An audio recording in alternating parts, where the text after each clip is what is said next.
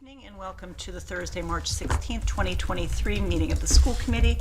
At this time, I would seek a motion to enter into executive session for the purposes of complying with or acting under the authority of MGL C30A S21A2, specific to conducting strategy sessions in preparation for negotiations with non-unit personnel, the administrative team, because having the discussion in an open meeting would have a detrimental effect on the school committee's bargaining position.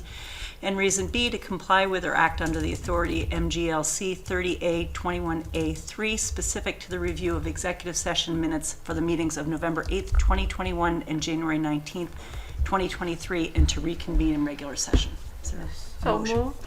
Motion by Holly. Is there a second? Second. Second by Jen, and we'll do a roll call vote to go into executive session, starting with you, Holly. Yes. Jen? Yes. Leah? Aye. Amanda? Aye. And I am an aye, and so we are entering executive session at 6:01. Good evening and welcome to the Thursday, March 16th, 2023 regular meeting of the school committee. We have just come back from executive session, and I would ask for those here in the studio to rise for the pledge, please. I pledge allegiance to the flag of the United States of America and to the republic for which it stands, one nation, under God, indivisible, with liberty and justice for all. Okay, so the first item on our agenda is public comment. I do not see any public here in the studio with us, so I will pass over that. Are there any recognitions that people would like to make tonight? Okay. I did just want to recognize all of you who have been here for 2 meetings a week for the past several weeks. I know those of you who go to the ESBC have even more, and it's been a larger ask than we normally do, so just please know that it's well appreciated. We can go into reports then. We do not have our student council rep here, but we can go into our superintendent's report. Okay, so thank you. This is the superintendent's report for March 16th, 2023. Tonight we have 3 E's: extracurriculars, enrollment, and the Elmwood project.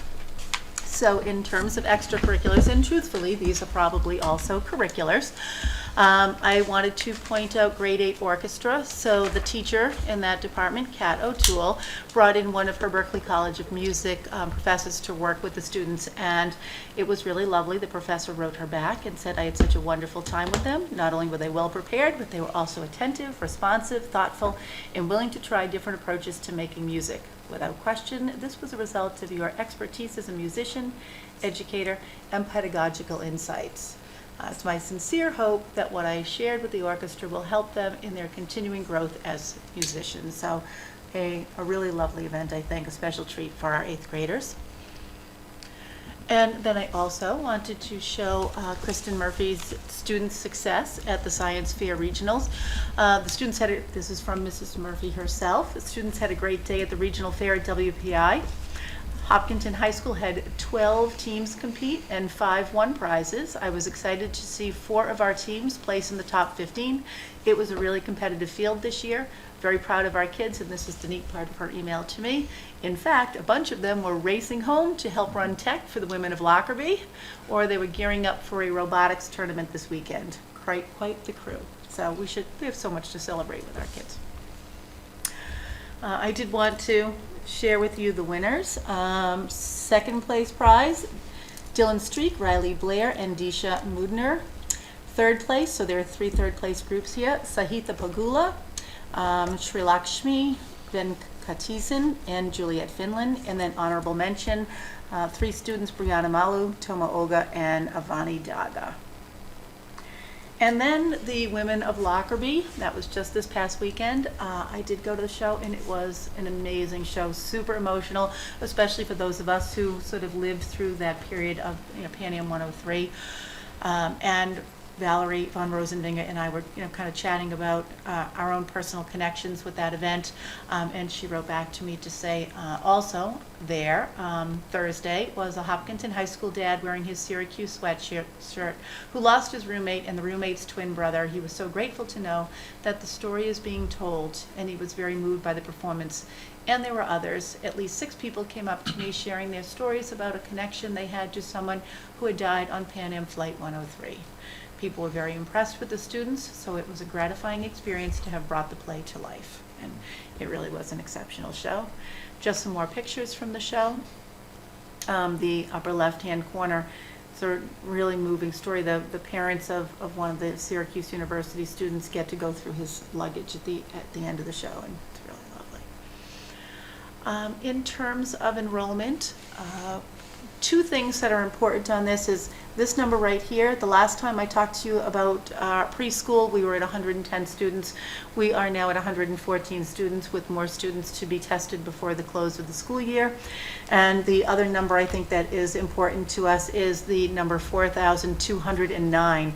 Last time I presented these numbers to you, which was only a couple of weeks ago, of 4,202, so we've increased by 7 kids. If you take a look at that graph that we show all the time, we are now 131 students ahead of where we were projected to be in June of 2023, and 49 students ahead of where we were projected to be in June of 2024. So the kids are coming. They continue to come, and many of them, and when we look at expectations, they're already here. They're more than here. And I do like to show this slide as well, just because you can see that as we are planning for 2030, 2031, there's an expectation from Dr. Wagman that we would be at 4,745, and an expectation from the MSBA that we would be at 4,975. So big numbers, and they are tracking. All right, and then finally, the Elmwood project update. We have been hearing so many, I think, stories in the community about what is the actual cost. And to be honest with you, we do not know the actual cost. We have numbers that we're going to submit to the MSBA, and those numbers are based on square footage and the cost today to build. And we really don't know where we're going to be in terms of how green will the school be, what the construction materials used will be. But the site that we have chosen is the one that is $174 million. It's the one in the red box here. And if you look at new construction on the Elmwood site, one of those costs is at $176 million, and the other is at $201 million. And we wanted to share this slide with you as well. So this is if you were to do an ad reno on the building that currently exists. So the high-end range for that project is $169 million, and you can see that with this arrow right here. But if you look at the arrow above, there's a $28 million swing space cost there. Again, it's an estimate, but you've got to figure out what you're going to do with the students who currently inhabit that building if you decide to do an ad reno. And Mrs. Rothermick, you live very closely to this project, so I don't know if there's anything you want to add on those two slides. Well, I think looking at the cost estimate for the 2-4 on Hayden Row, the $174 million price tag, we are only at the very beginning of deciding what that building will be. So there are a lot of decisions that will happen between now and September that will actually refine what that number is. So right now, that is the cost estimate, as Dr. Kavanaugh said, for the square footage at an estimated cost, total cost. We will be making all the decisions in the next couple of months about what exactly will be in there, and that's the number, when refined, will come to town meeting, come before the voters. And that is the number that the MSBA will use to calculate exactly what our reimbursement will be. So we have heard a couple of times from different boards that we could just really renovate Elmwood. And so that's why we wanted to really put this in front of the community. In terms of renovating Elmwood, the cost is almost the same, and that is really only for 2 grades. So that's for grades 2-3. So for $174 million, you're getting a whole additional grade. And again, that starts to relieve that upstream crowding. So these numbers are very important, but the comparison to what it would be to just renovate Elmwood is pretty striking. And that the 3-grade school also kind of eliminates, I saw on the capital budget list, is middle school. So that middle school renovation will not be necessary at the level that is quoted, right? If we do the 3-grade school, because Hopkins absorbing 6th grade opens up a whole bunch of space there. which can be used by both the high school and middle school. Is that like an accurate assessment? Right, it brings down the need. Yeah. Which is why I believe the school committee in January made the decision to do a 3-grade school versus a 2-grade school. Yeah. It brings down the need for additional square footage in both the high school and the middle school. Yeah, because there's been a number I've seen, an $80 million number for the middle school, and that is under the presumption that Elmwood becomes a 2-grade school. Is that accurate? No, the 80 million is if Elmwood becomes the 2, 3, 4. Okay, and Yes. and what does that encompass? I thought it was like a connection between the high school and the middle school, or is it something bigger than that? No, that's correct. So Yeah. it would be a connection between the high school, middle school, adding some square footage that would be shared.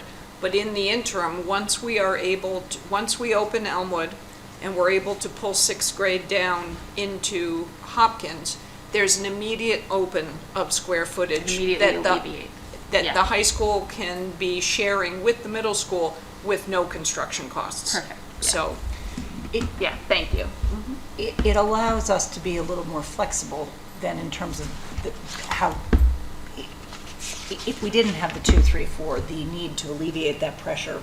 Would be more construction immediate, would be right? Yeah. more immediate. Correct. Yeah. Because the estimates for the number of kids at the high school is hundreds more than we are now. It's given us a lot more flexibility, right? that's correct. I think these numbers are great to be able to look at because the number for to do an ad reno are so close to what the soft numbers are that we're looking at for a 2, 3, 4 without addressing the significant capacity upstream. And the big question mark as well with the swing space is where do you put that? Where do you locate that to relocate kids to do the significant amount of work that would be needed on the Elmwood School, and it also would increase that duration.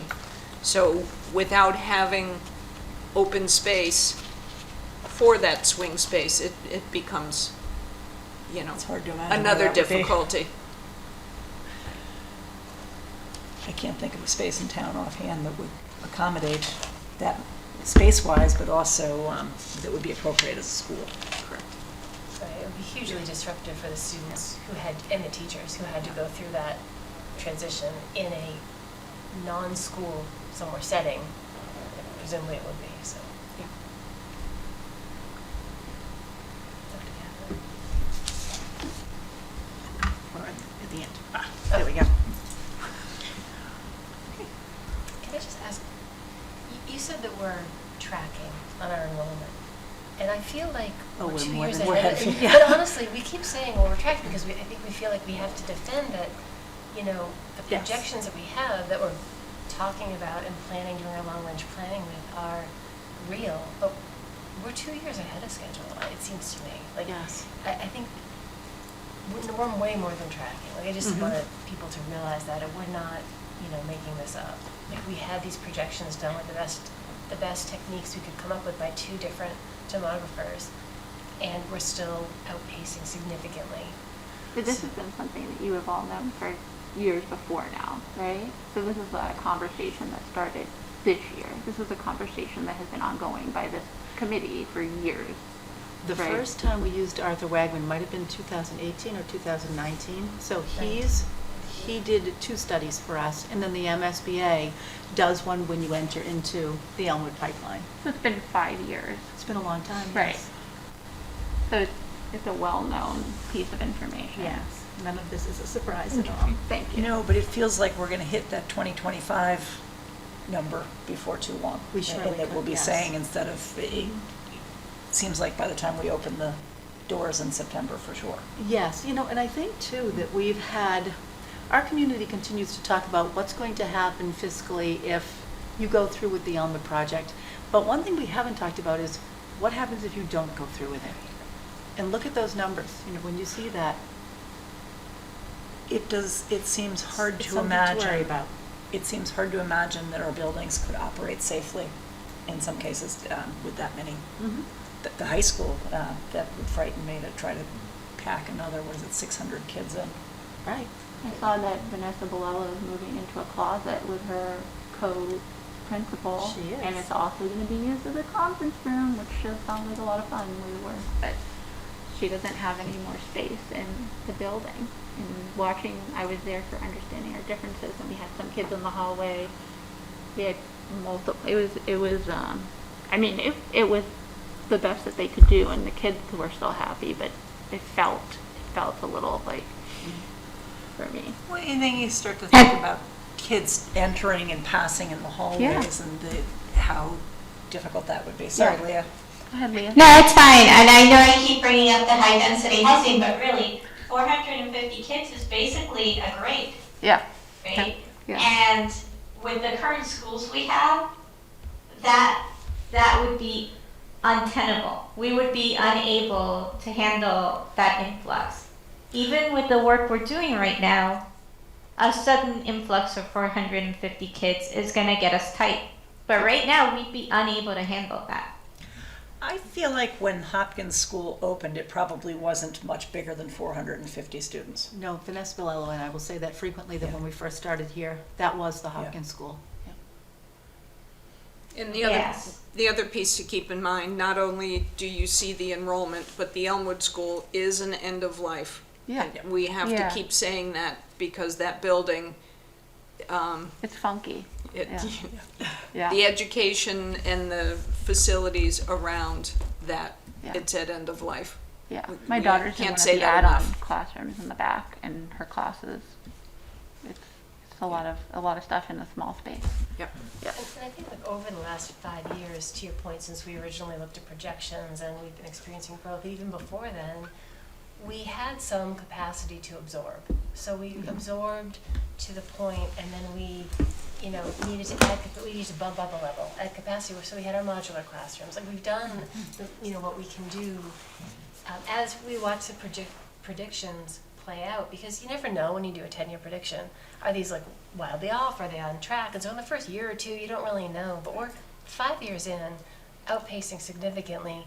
We have expended all of our ability to add sort of the easy tack-on solutions of the modulars. So this is just what we need to do. I mean, there really is no alternative. I think we made the smartest choice we could with the 2, 3, 4. But it's just, it is what it is, and we welcome these kids. I mean, it's exciting that we're getting all these great families. We need the capacity to educate them, so. The new kids deserve the same level of education that the kids that are already here get, and that's really what you guys we're all trying to do, right? Okay, any other questions on the superintendent's report?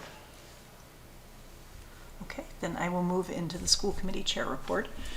Payroll warrant S23018 has been approved. Warrant 23-049 has been approved. Copies of the warrants are provided in the packets.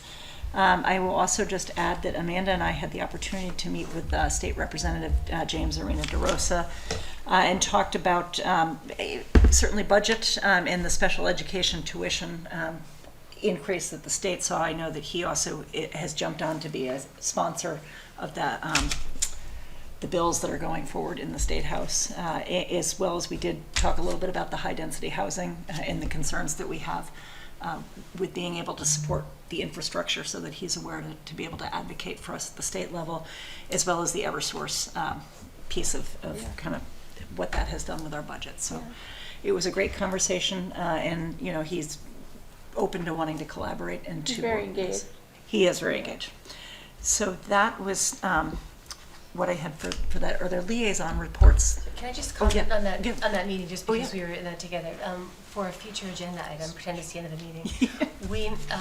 He did suggest that if the school committee as a body has a perspective on some of these issues that we're talking about, the high-density housing or the impact of the special education tuition hikes, that kind of thing, it helps to have a memo from us. So I know Dr. Kavanaugh has been expressing the position of the district.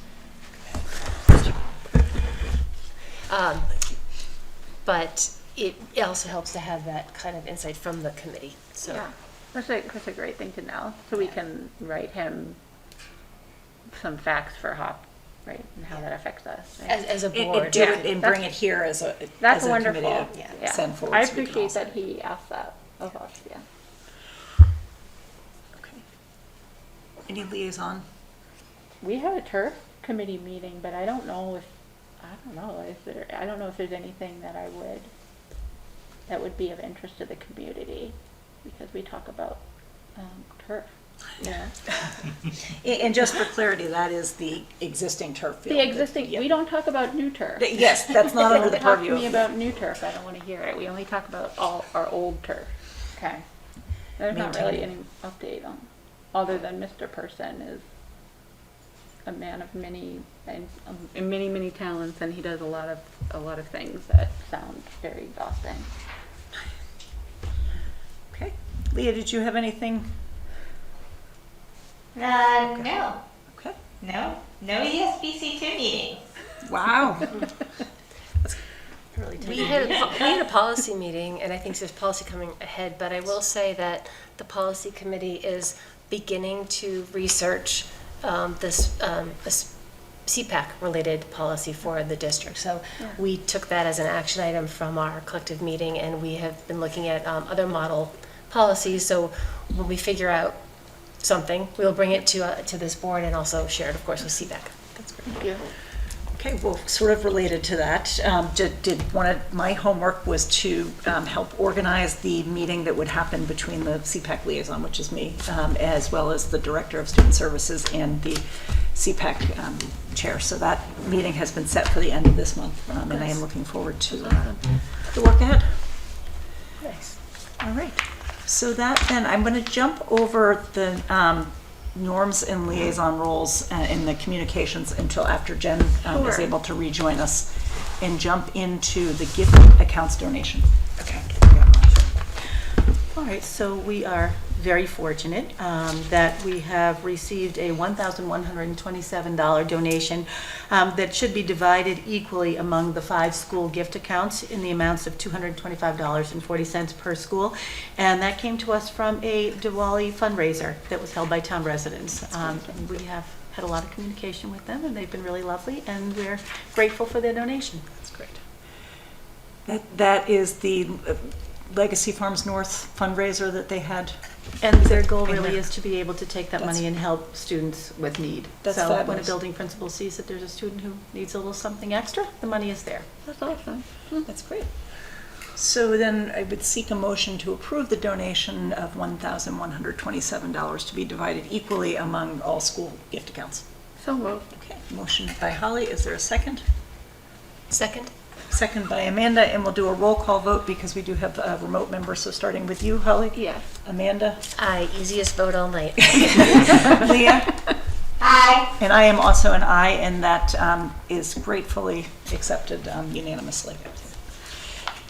That, and then I'm going to skip over the budget update as well, if that's okay, and go into the final intent to travel for robotics. Dr. Kavanaugh, that is All right. also, I'm sorry I'm jumping around. No, I'm just that's trying okay. to get, because I know Jen Devlin will be returning to us to. Yes, this hold. comes to you from Mr. Scott. You can see the people who would be assisting him in terms of chaperoning the trip. There are 25 students, and they will be departing on April 25th, and they will be returning on April 28th. They've got 4 teams who are going, and they are going to the VEX World Robotic Competition in Dallas, Texas, and I believe they've done this before. That is very exciting. Any questions or comments on the travel? Okay. Then I would seek a motion to approve the travel for VEX Worlds, April 25th to 28th. So moved. Okay. Motion by Holly, is there a second? Second? Second by Amanda. We'll do a roll call starting with you, Holly. Yes. Amanda? Aye. Leah? Aye. I am also an aye, and that is unanimous and also carries. Then it brings us into a final intent to travel for BPA Nationals. Yes, so the Business Professionals of America are going to the National Leadership Conference in Anaheim, California. I believe that they have also done this trip before. They're leaving on April 26th, returning on April 30th, and there are 22 students who will be going with Mr. Scott and an additional chaperone. That is very exciting. It is very lovely. Any questions or comments on this trip? Okay. So this is the same weekend, right? Or the same time Same. frame? Both of these They events. overlap. So Mr. Scott will be probably going between or staying with the VEX? Oh, that's Or an interesting BPA. question. Well, he's listed as a chaperone for BPA, so I'm assuming he'll be with BPA. I think the chaperones on the VEX are the assistant coach and for 3 parents. Oh, So yeah. it's Scott I was looking slash at the top Curtis. part where it says Scott Curtis, but you're right, it's Yeah. Curtis, Bella Wang, and Jana. Yeah.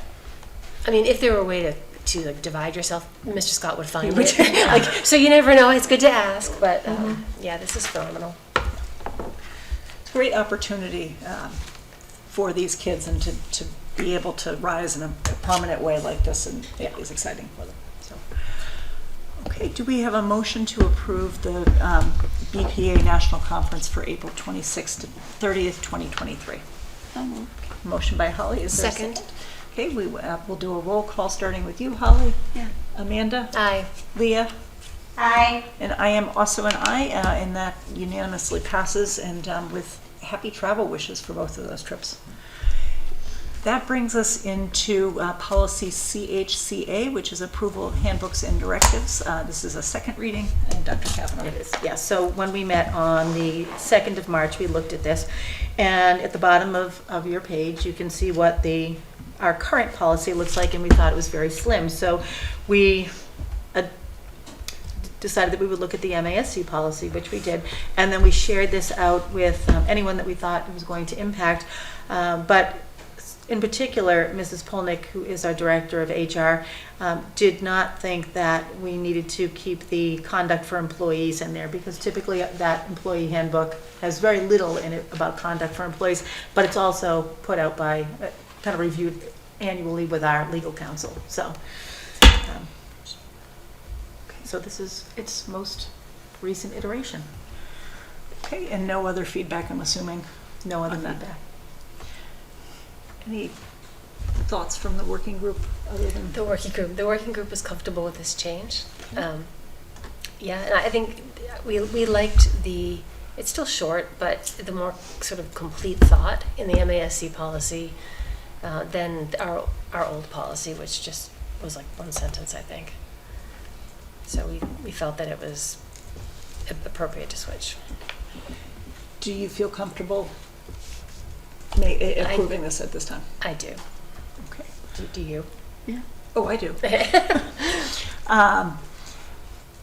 Any other questions, comments? Oh, but I think we need to move slower. So we I have to was think thinking some- that. I had I'm anticipated trying to think of a larger. question. I'm reading through. I'm like, Well, I will say, so the one thing that is a little bit different is that this is looking at all student handbooks, so we will see as well the elementary student handbook, which we don't currently really look at. yeah. But Right. we'll see that under the slight change. Okay. Which is good. Yeah. That's good. A little light reading. Yep. The student handbooks are long. Well, it's just one handbook for all the Right. elementary, so that'll save you some time.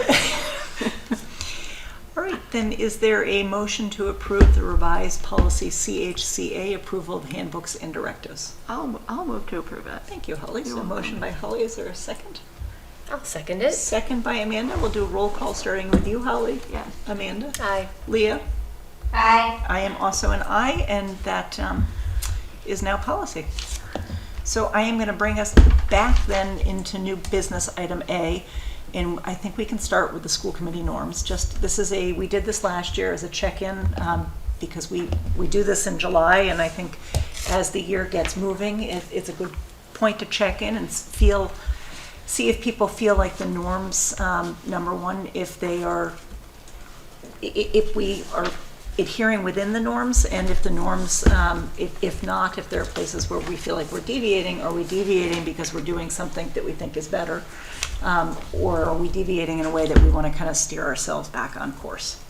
So for those who are at home, all of our norms are in the packet that is posted on the town calendar for this week, just so people can, and I know it feels like forever ago that we went through this in July. And originally, when we shifted to this content, we got this from MASC as our foundation, just for background if anyone's interested. We had before sort of written them from scratch in district and reviewed them manually, but then we liked this MASC version Yeah. All right, so do we want to start with, we can just go section by section with the how we govern section.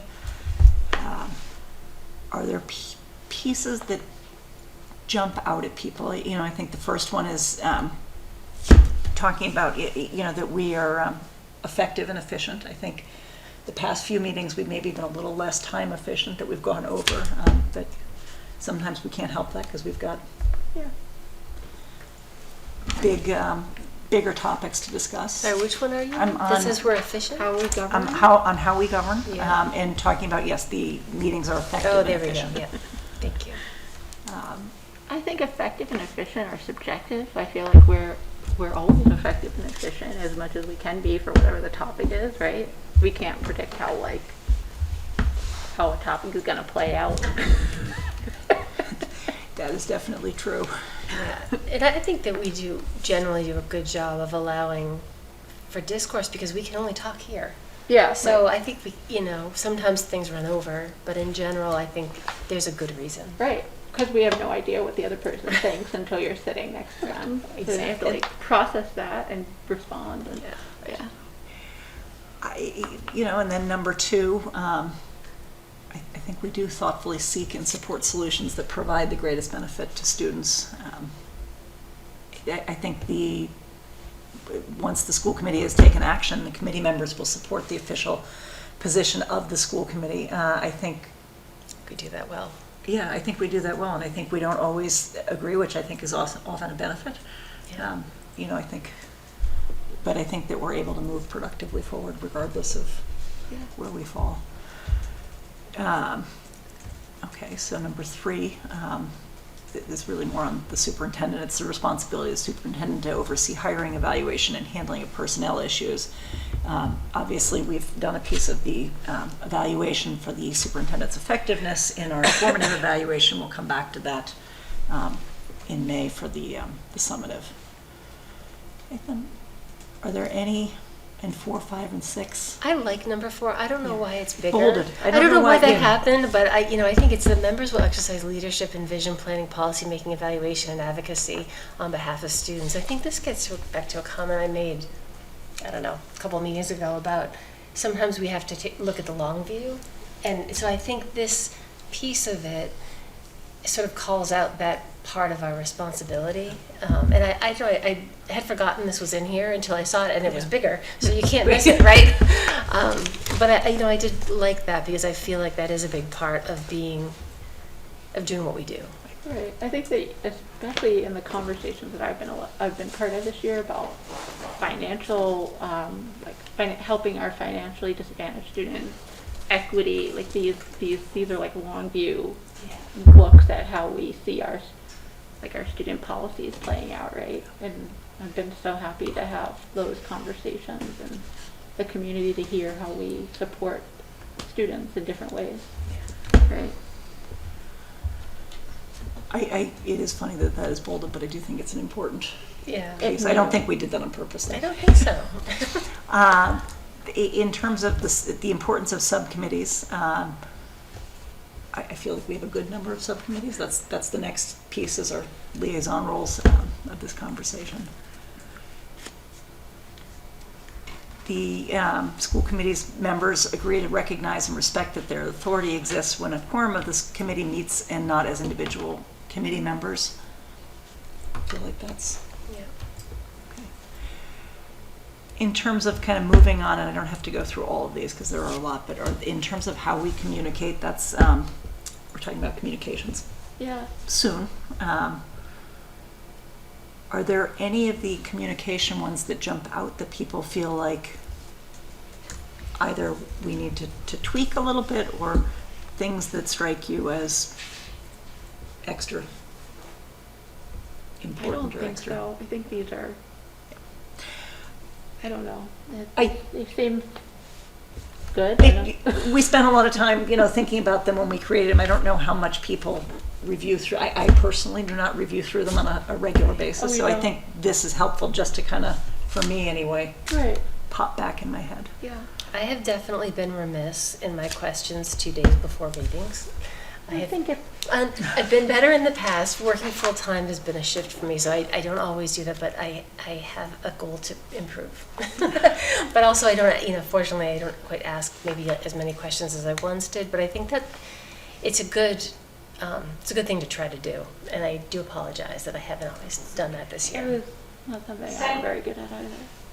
Yeah, Amanda, I mean, I think a lot of us are having this issue, right? Like if I have an ESBC2 committee on Tuesday and then have school committee on Thursday, then I'm probably going to be reviewing the ESBC2 materials on Monday, right? So I think a lot of us have run up against this particular thing Norm. Yeah. this year. And I don't know I think as written, it is a best practice. I don't know, what we can do. I mean, we're all doing the best we can. There are so many meetings, but I don't know if I'll just say that I'm mindful of the fact that I have deviated on occasion, so I don't know what else we can do, really. I think you're right, though. I think it's what we're striving for, but also recognizing that it's not always possible to do. I think it's the spirit of it is where we brought it in, is the spirit is not all of us, at 4:59 on Thursday evening, all thinking of our questions. If one of us or two of us have a few things that are, later than Tuesday, it's different than if the entire committee is waiting until 5 o'clock to read the packet. And I think it also is, like you said, it's a best practice. I think we all have busy lives and it's not always possible, but. And typically the questions are quick. They're not drawn out, heavy research questions. They're usually something that we can resolve. So I also would want to invite back to you if there are ways that some of these things that we're striving to do we're not doing well enough to allow you to effectively be ready for a meeting and getting in the way of your efficiency. I don't think that I have found it problematic at all if someone sends me a quick email on a Wednesday and says I have a fast question, and it's fine. Okay. I kind of look at it, and maybe you can say if this works for you, that even if I'm late, if it's a Wednesday, if I send it to you and then say, don't respond, you can respond in the meeting, but I might ask this at the meeting, it at least gives you a heads up. I figure at least that way, it's coming, that I have a question, you can, maybe, is that helpful? Very. Okay. Yes. Okay. So looking down, the one I remember we had a lot of conversation about, I feel like it might have been last year, was the working to create the environment of free and civil debate and allowing for passionate disagreement and not striving for us all to be the same on everything, but having that unified commitment to best serve all students. I feel like we're doing that really well, actually. I feel like we do sometimes have disagreements, but I feel like we all, I feel that people are looking at each other with best intentions and welcoming that disagreement. Is that? Yeah.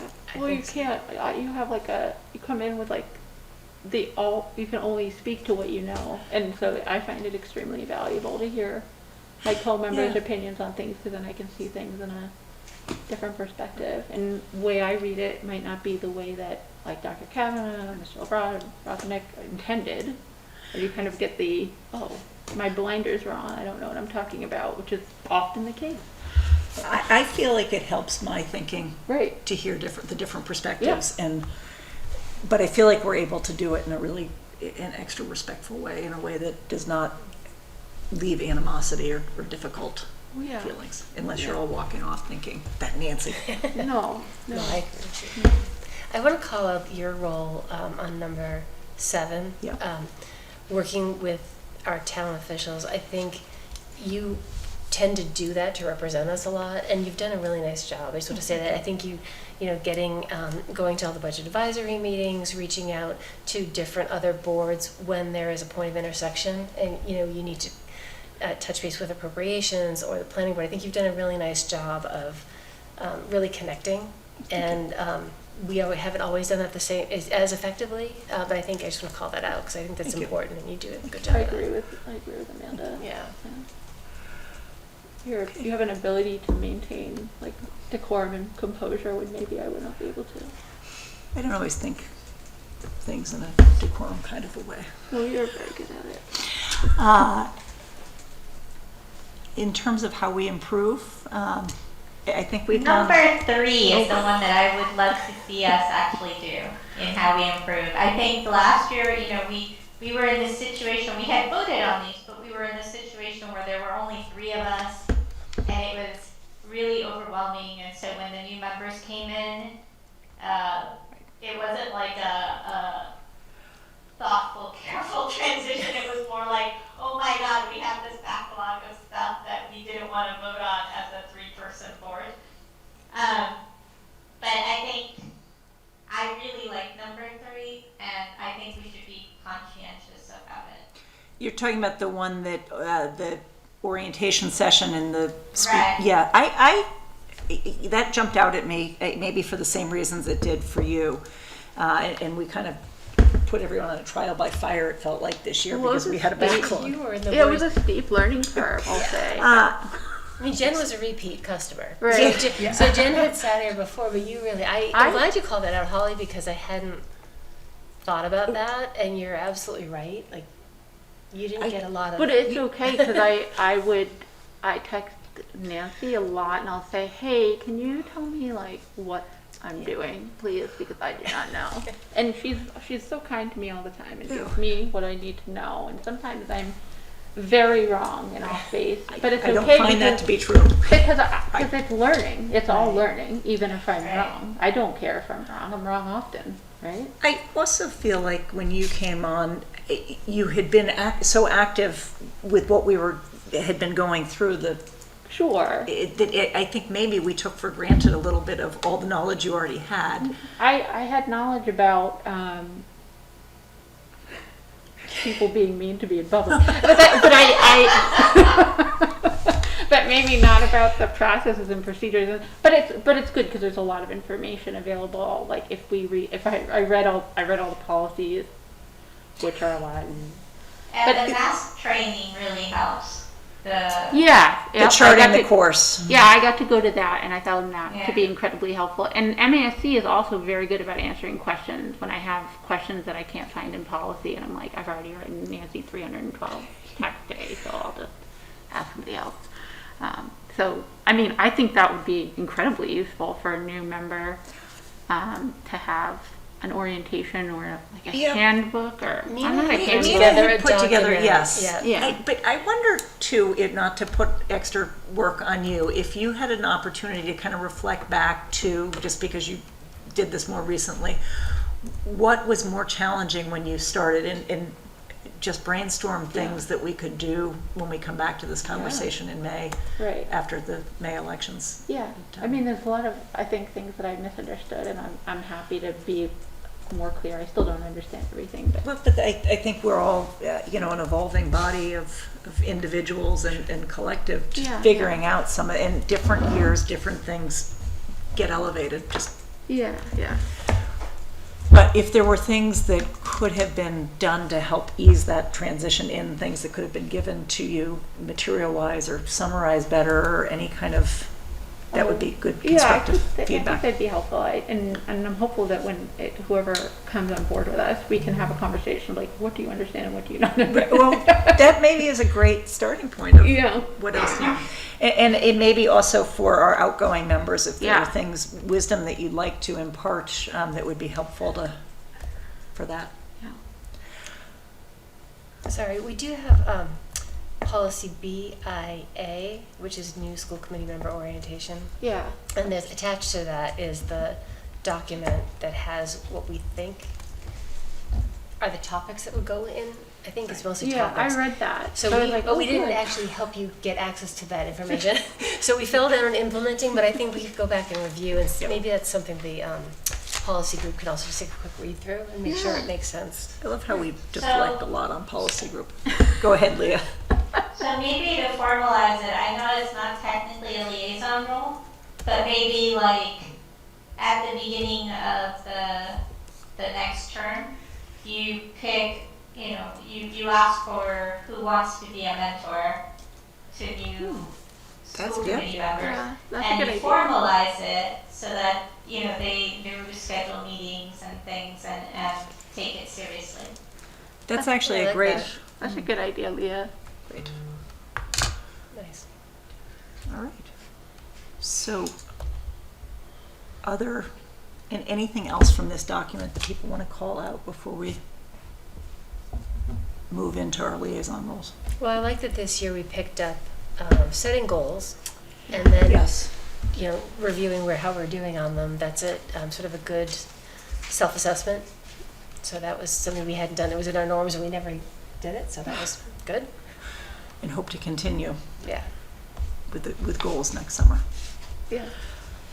All right, so I gotta, we did this last year as well with regard to the liaison roles and kind of in conjunction with this, in looking at this point in the year, people had an opportunity to both look at the schedule of our liaison positions and also what kind of works in our lives. Are there any liaison roles that people have and that feel like they're challenging? I know that Leah, I think it was you who had called out the need for some continuity and ESBC. with ESBC. Yeah. So that is Yeah. something that I am aware of. But are there other liaison subcommittee type roles that people have that feel like they're not a good fit, either schedule wise or kind of everybody's good with their? I have been too loose with planning board. So I have to tighten my connection to planning board. I have time for it, so I don't need to give it off, but. Okay. I've been having trouble with youth commission just because it tends to meet on Tuesday right at the same time ESBC 2 meets.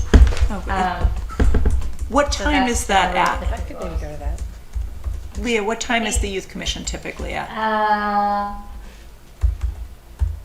I don't know currently because we stopped having meetings and now we're starting to have meetings again. Are they still evening or are they during the day? Yeah, they're evening. I could go on Tuesday evenings for you if you need Okay. coverage. They should be once a month, so this month has already happened. Okay. So it'd just be April. And May. Well, the ESBC I know meets with more regularity than some of the other. Are we formally reassigning? Oh, it doesn't really matter, because Amanda's just going once, right? Well, probably April and May, Okay. maybe June. Leah, do you want to formally reassign or do you want me to be an alternate? That's a good question. Or do you want to I think think about it? formal reassignment might be good because I don't want to. I've had Nancy go twice now, just because of how it hits. So I think it might make sense to have formal reassignment of that one. Do you want to pass anything off then? I'm okay, thanks. Okay. All right, do you want to do, Emily, are you good? Oh, yeah. Okay. I mean, I do turf committee. I do. you're the chair of the, Oh, I'm Right. the chair. I know the least about turf. So, you know, But you've I got question the professionals. judgment of the committee choosing the chair, but, you know, I like it because I learned stuff about something I had no idea about. I'm always down for that, and I do youth organizing for prevention and the marathon fund committee, and they're all wonderful. Like the groups are the marathon great is groups of people. Yeah. super fun. Yeah, that's Are just you guys- all good stuff. Are they to the point in the marathon fund where they're reviewing applications? Yeah, That's that's like exciting. the best part. You can make somebody's day better. Like, that's the best part. Because so much of our job is talking about how we don't have enough money. Right. for They things. have money. They're giving it to people away for nothing. They're just giving people money, and that's wonderful. I like it. Okay, do we want to then move into the budget update or school community communications? I feel like we're playing Jeopardy and we I can think pick. I think communications. That's what I was Communications. thinking. I think I think communications Jen wants to generally. participate That's what in I the was- discussion. Oh, what do I get up? Okay, so I first want to, full disclosure. Well, you were much better with getting these pieces together. We had talked about the school committee communications back in 2020. There were a lot of things going on in 2020, and we did not ultimately adopt new things based on that, but it seems like a good opportunity to kind of check back in and see where we are. I know one piece of this is that we have seen is social media has been very busy this year, and that's a big piece of, we didn't adopt any kind of formal policy for how we're doing social Yeah. media, so that is to me, a driver of why it's important to have the conversation and be intentional about either passing it over or formalizing something or somewhere in between. But so, we want to look at the constraints that govern our communications and look at the framework about how we want to do social media, but also some of the traditional media. Some of the things that we have done in the past when we did press releases, we have not done recently. That was the year you were chair. We had put out a couple press releases, and that was Through what? Through like school messenger or through like the the paper? Or? independent, Through what? yeah, through like the media, the print media. Okay, And that's awesome. I think different challenges that we've encountered have necessitated different media Yeah. strategies. But so that's, you want to move from the next. Okay, so in terms of policies, and did you, I know, I apologize, I did send it late, but do you have the access, and I'm thinking Leah at home, to the PowerPoint, the slide deck that we have up? Do you have that at home, or can you see it on the screen? I have it. I have it right Okay. here. Yeah. So Is it the one you just? I just sent it this afternoon, so it is, I Yeah. would be Yeah, in I have absolute access. violation of, if we wanted to get things to people by Tuesday, I did not do that. Well, we got it. It's here. We all Thank have you. it. You were far kinder and more forgiving than perhaps sometimes. This is perfect timing. We went through the policy and the approval to travel, and we're now looking at school committee. We were trying to talk really slow. We were, that is true. appreciate that. So, a big thing that I know is a constraint for us is open meeting law, that our ability to communicate as a body really is difficult to come to an agreement on. If we're going to send out any communications that comes from all of us, we have to, like we were talking about, sending something to our state rep. It's something we discuss in public. So just some of the challenges we have. Move to the, Yeah, before I was like, okay, we're all pretty good with social media, but I've realized something. We're all friends with each other.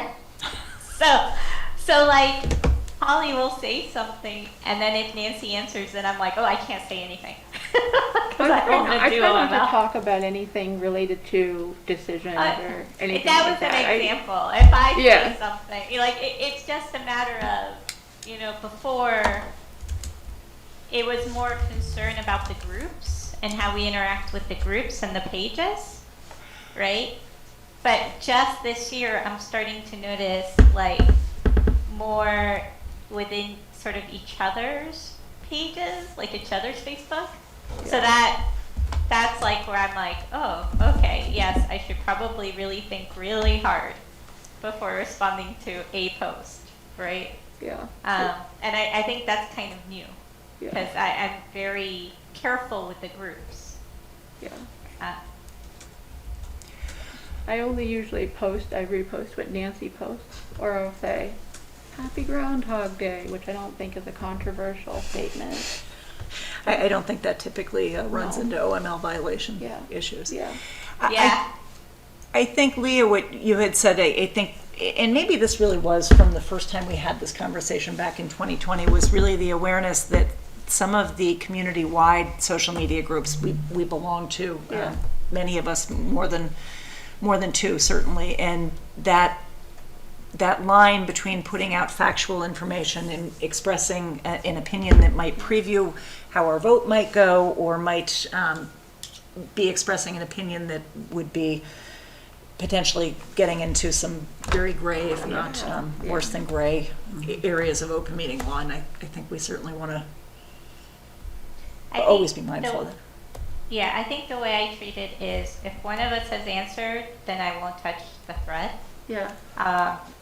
If somebody asks a question about, did the school committee talk about this, then I'll just put the link to the video, and that's it. Not putting any opinions. Here's where we talked about this, and put the link to the video. And I think that's how I've been handling it for the most part. And I think in general that keeps us out of trouble. I will say I probably am more vocal than is always necessary in social media groups. I do try to stick to factual pieces and less opinion would be my strategy, but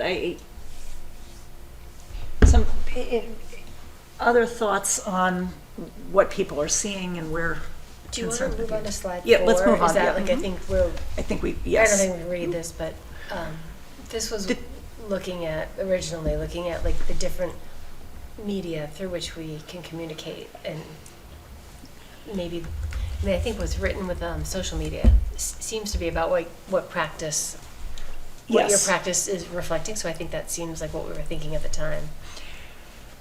If it would be easier, because like I have kind of a visceral reaction to incorrect information being shared. I don't know if that would be visceral. I mean, visceral is really how I would describe it. So like, I don't know if it would be better for me to say, "Hey Nancy, do you want to address this?" But I don't want to put it all on you either. Like sometimes I will post meetings like Leah does, or sometimes I will kind of give a summary of what was discussed or what was done. I do not try to editorialize because I'm, No, I think you're fine with. yeah, but with that I don't know piece. what the best way to address things, but once like a piece of information that's incorrect, it kind of can turn insidious in how people view an issue, right? And I have a reaction to that as well. And Yeah. it's kind of balancing, for me, when I'm thinking about it, what is the damage of allowing false misinformation Yeah. from continuing to be Share. put out there and shared, Yeah. and then shared as factual because it's been seen on some, on Yeah. the internet somewhere. I don't know how to manage it. I don't know if I should just mind my own business or if I should I don't know. And I would defer to the wisdom of the group and how they think to best address these kinds of issues, because I don't want misinformation out there, but I also don't want to put us in a position where we're on the edge of violating open meeting law. I don't know where that line exists either. And I think that's a challenge that we have because the law has not really caught up in the right way Yeah. for what the Yeah. practical applications It's like- in social media are. Yeah, guys in powdered wigs couldn't have predicted Facebook. They definitely right? did not. Yeah. So I don't know how to approach it. See, I don't know. I'm not, as anyone who watches social media would know, I'm not very active on social Yeah. media. I'm virtually never post anything. Better for your health. Right. Yeah. So in this, I think I have maybe an old-fashioned and a unique perspective, but I feel like I view it like as someone's living room. Like when you're kind of in a conversation with your group in social media, there's the chatter that you might have with friends in your living room kind of thing. So I think if people want to ask for information, when the chatter gets oh, we really don't know, I feel like we get emails on that, and then we can answer, or we could share a link. I like the idea of sharing stuff that's already been put out publicly. That's my own personal take, and I do see the merit of correcting real time if there's something spinning, but I also feel like we're very accessible, and I often wonder if we could do a better job of sharing at our meetings the key questions and answers that we receive via email in the intervening time. Sometimes we get hundreds and it's impossible. We could just do themes. But when we're getting 4 or 5, maybe we could share, because I do worry about the vast numbers of residents who are not in any specific Facebook group. Right. And so I always feel a little bit like I want to be aware. I don't want to be misleading myself into thinking that all residents are going to see this. So Right. that's why I love the official communication channels and as responsive as we are, we being the chair, tends to be, but I like that. I'm proud of that as a board that we do that. So that's, I guess, but I'm perfectly comfortable with responses that share decisions that have been made, or Dr. Kavanaugh's information she's put out that you sort of repost if there's been a superintendent missive that's gone out or something. That makes complete sense to me. I do sometimes pull things from the superintendent's report, the slides that are already in existence that have Yeah. been put out. And I think people on Facebook find it very helpful. So I don't want to discredit the good work that you all do on Facebook. I just don't, Right. I'm not comfortable in that.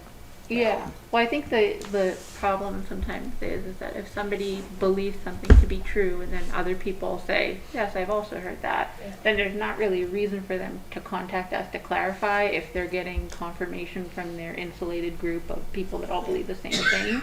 And that's kind of where I get concerned about a whole bunch of people saying, you know, we're going to be doing this, like, not something that we're going to be doing, Right. and we're all very angry about it, but we don't think there's anything we can do, you know. Yeah.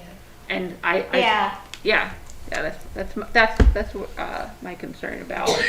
Like I agree with you. It would be much better if we had like these are the like you do the actions taken, or we have like a presentation we've seen. Those are excellent, but sometimes there's very specific weirdness Yeah. to the conversation, and I'm like, oh boy, that's an interesting take, you know. Yeah. And like I said, I think so I don't think we're talking about Facebook being the be all end all of No. opinion or of a place that we need to make an announcement. I think what we're talking about is, you know, the groups where parents will start to talk and then something will be misrepresented.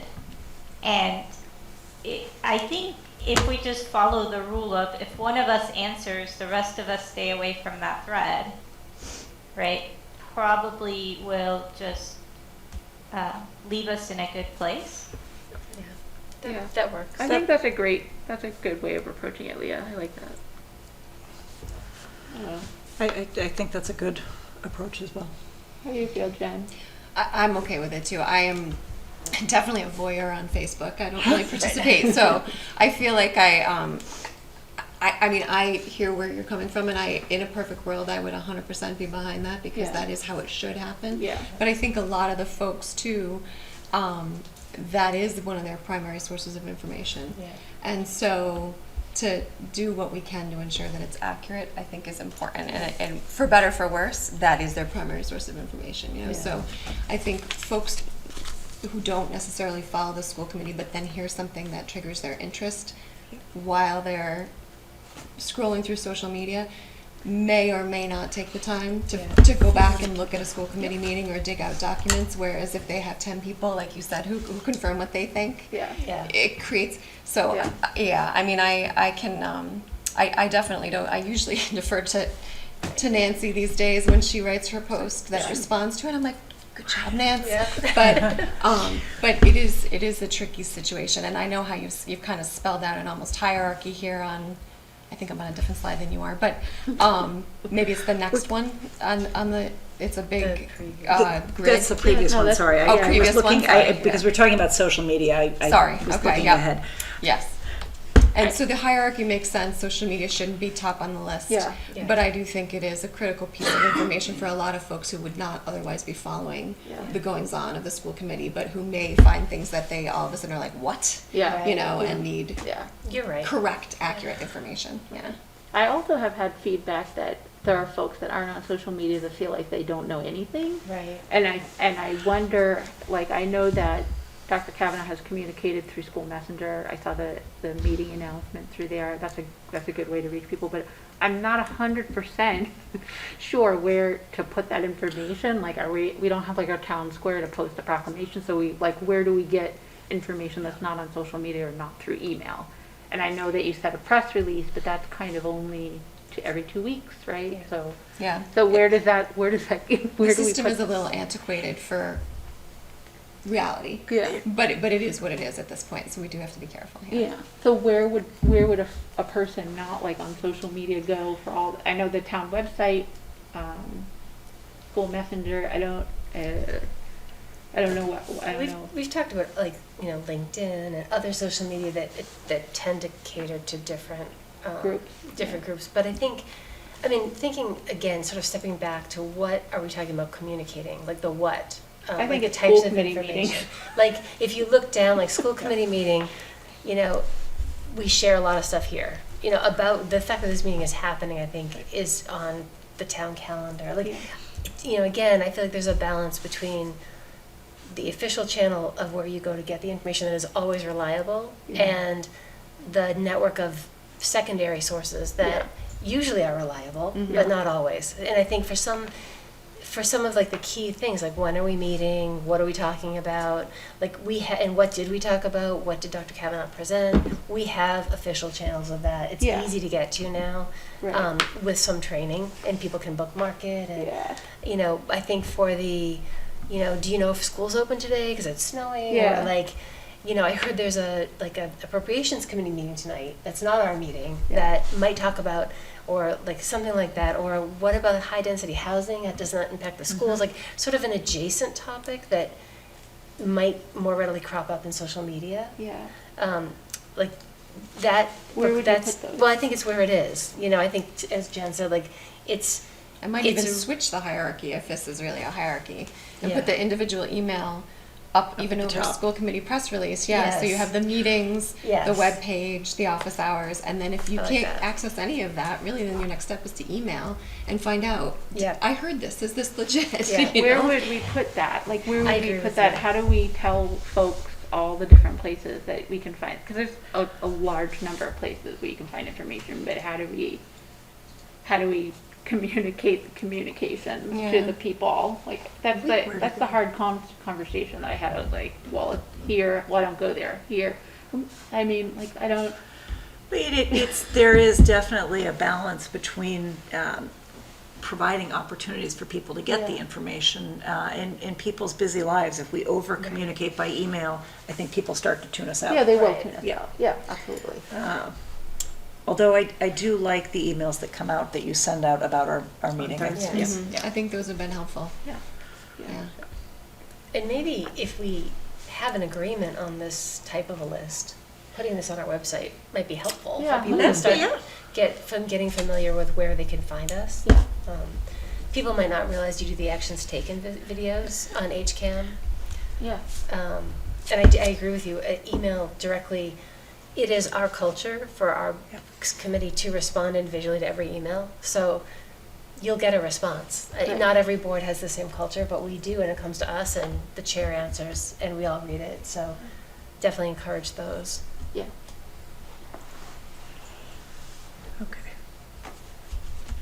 So, and I think the next slide really kind of goes back to what we're saying is prioritizing the official channels. The thing that popped up as I was thinking about this is we had a lot going on with the budget, and we didn't do any listening sessions or office hours really for a little bit. We've had just too much going on. It might be nice to try to kind of come back to that and maybe highlight some of the topics that are of interest to people. Yeah. I wanna interject there because we did do You had 3 two weeks in a row. listening Oh, sessions yes, okay, yep. Sundays. We did not have listening sessions. There were Okay, 3 Sundays in a okay, row. We were there- hanging there out. were, I mean, but that, yes, that Well, feels like so long ago. I know, But you're right? It was January maybe? That's right. Yeah, the Right. last one was January. Surrounding, yeah, the budget, before and after the budget vote, yeah. Yeah. But I guess I was thinking of we were in the budget really. Yeah. And that maybe there were other things Are people coming interested up. in other things? They might be. You know, I'm Yes. still not quite over the budget, Yes, so. yes, okay. All right, I don't want to, spend too much time because we do still want to have a good budget discussion tonight. But I think it's good to have this open conversation here, to think about it, because we're, again, we can't have this conversation kind of on the side of how we're going to communicate. I appreciate it. I didn't know that you guys did press releases before, so it's kind of interesting. Sparingly, Yeah. sparingly related, because it requires us all to agree on the content, so that, it's hard. I think during the pandemic we did. Yeah. It's also hard because Early. it takes away the element of this is the actual communication if we've discussed the Yeah. communication. Here's right? the pre-communication, and then here's the communication. So, there's a lot. All right, and I do like the practice of trying to make sure that we're doing one person. I think sometimes I have jumped in when inadvertently Well, when you- had some try to be.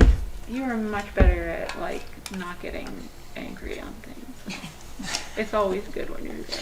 I think we're pretty observant of open meeting law. I think we, this committee right now, I think is doing a really good job of not deliberating outside of Yeah. I would agree. Mhm. Everyone's very mindful of it, for Yeah. sure. Yep. All right, then put this to rest for now. If anybody has thoughts that want to come back to this at a later point, we can.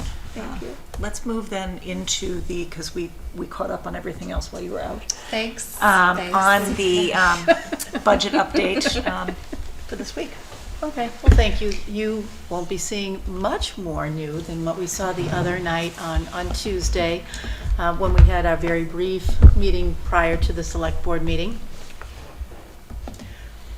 Once again, the background, just for, and I like to repeat it because I'm not sure that everyone in the community is aware of the entire process, but the building principals and all of our directors begin the budget process actually in September, and then it becomes far more public in November when we start bringing the budget to the school committee, when building principals and the directors actually present their budgets and how they were created. So that process has actually gone on from November to February, which is a little bit unusual because it usually sort of ceases, I guess, in some way in January, and then picks back up again right before town meeting. So on January 12th, we did have our typical public hearing. We shared the final budget with our elected board members, hired personnel, educators, parents, and taxpayers in the town of Hopkinton. Many people were in attendance. And then a week later, on January 19th, the school committee did vote a $60,157,855 budget. And that budget was an 8.3% increase over FY23. So then at the select board meeting of February 28th, the select board asked the schools to reduce that budget increase from 8.3% back down to 5.1%. And I think maybe when you're just talking percentages, you don't realize the magnitude of the dollar amount, which was $1.7 million in the reduction. So the school administrators got together, rolled up our sleeves, sharpened our pencils, and came up with this list. And just to be clear, this list is not in any order of prioritization. And it's just a list that we had put together as a means to say, how could you possibly arrive at 1.7 million? And we also need to remember that when we're talking about that reduction, we have to think that if you go to a 5.1% increase, 4.5% of that is non-negotiable. It goes to cost of living raises, it goes to step raises, lane changes, and then some of those things that just may be inflationary or required by law. So for example, something like ESOL or special education, those things aren't negotiable. Those are services that are required by law. So in the last week, last Saturday, March 11th, our town manager released a comprehensive budget update. And once again, the school's sort of ask was altered, and it went from 8.3% to 7.7%, which equals $350,000 in reduction. And that's a reduction that is, year over year, just to be a reduction of our year over year ask. So this is a new slide. You haven't seen this one, and this one was actually put together by Deb Pinto, who is a physical education teacher at Hopkinton Middle School. And I loved what she put together, and I thought I would share it with you tonight because this illustrates why cuts aren't so easy. And I think it also helps us to understand that when we talk about absorbing more kids, you just kind of go along and it stays flat for a little bit, and then you say, oh gosh, I'm going to need another physical educator, so it bumps up a little bit. And there is a physical educator in our budget for this year, and it was one of the positions that we didn't think about taking out, because if you look at what she's saying here, they have 975 students in the middle school this year, 22-23. So that means that the average is about 325 students per teacher there. If we go back in time to the 03-04 school year, which was the last time they added a person to the middle school, there were 791 students at the middle school. So the average was, so there were 184 students that they had, and they have not added another teacher. So if we look at grade 6, for example, they've gone from 277 students to a current number of 338. In grade 7, from 270 students to 319, and in grade 8 from 244 to 315. So what you're seeing there is just an enormous increase in number of students that each one of these physical educators is responsible for.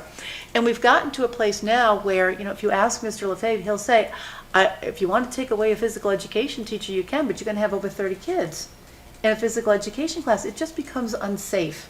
And the quality of the instruction goes down, the teaching and learning, not due to anything that the teacher is doing or not doing, it's just that there are so many students in that gymnasium.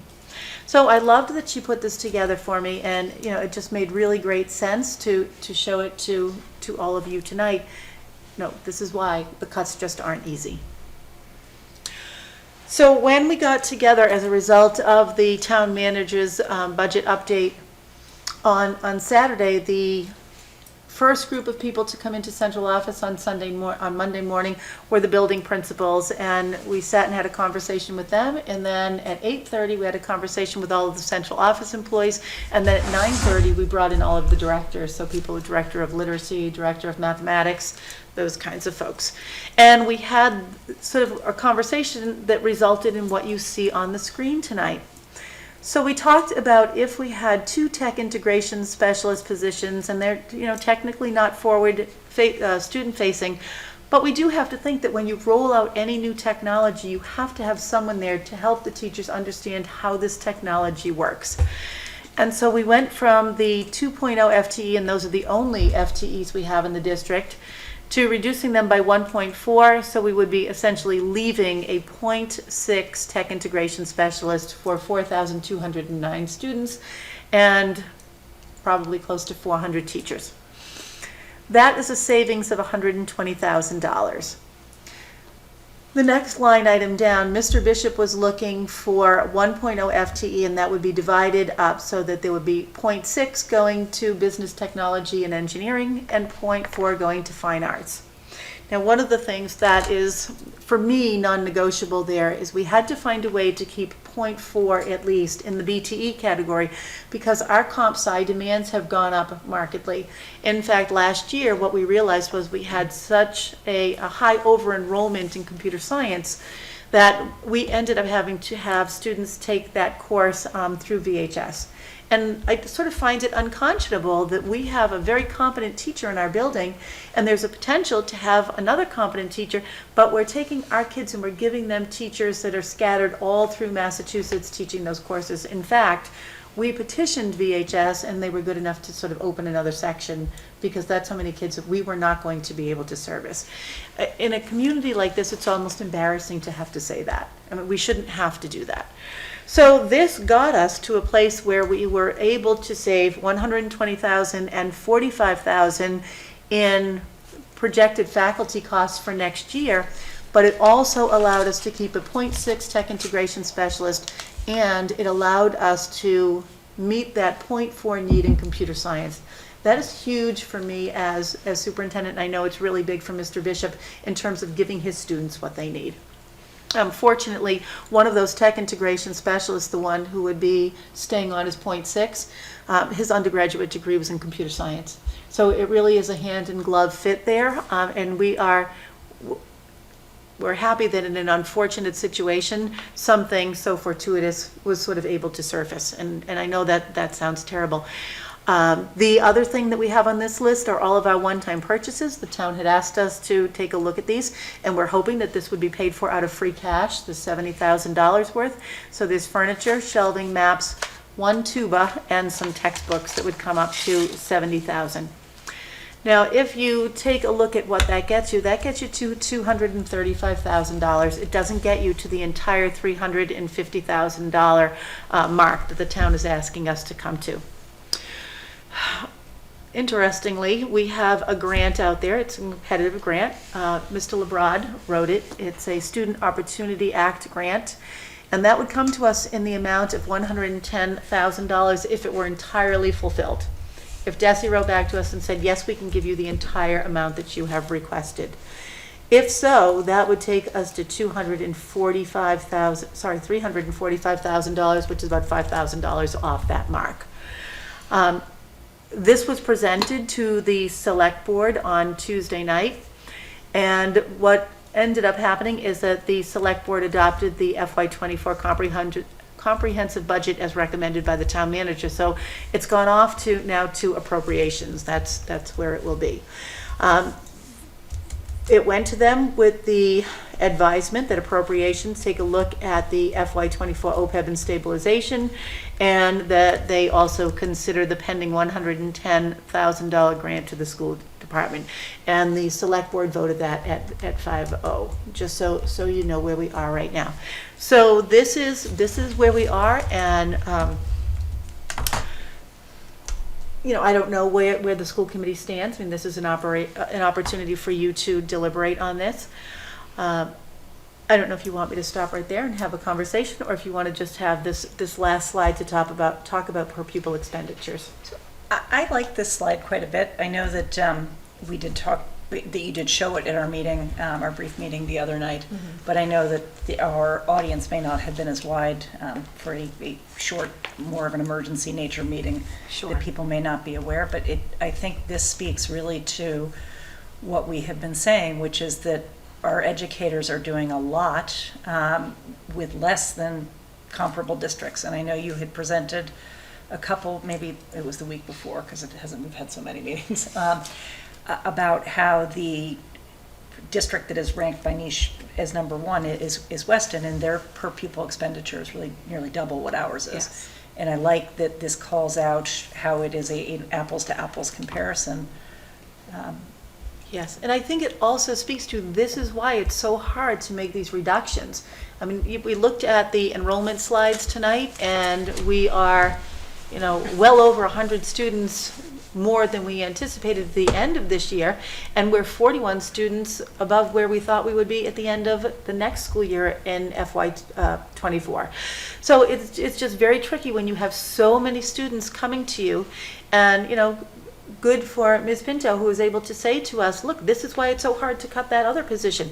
It's hard to make these cuts because when you look at these numbers, there are 321 school districts across Massachusetts, and each one of those circles represents some kind of a bucket that is used to calculate per pupil expenditure. So there are things in there like administration, professional development, guidance counseling, pupil services, operations and maintenance. All of those things are buckets under which school districts will tell you how much they're spending in those categories.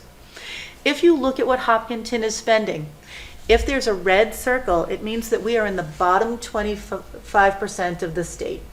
And you can see that we are in the bottom 25% in total expenditure and total in-district expenditures, but also in things like insurance and pupil services, which is special education, instructional materials and technology, instructional leadership. All of those places are places where we are in the bottom 25%. If you look at the blue, those are places where we're in the bottom 50%. So there's only one place where we are in the top 50%, and that's right here in professional development. And when the state does these calculations, they include your grant money. So every time administrators like Dr. Zaleski or Mr. Lebrad or anyone else in the district writes a grant, that money is calculated into it.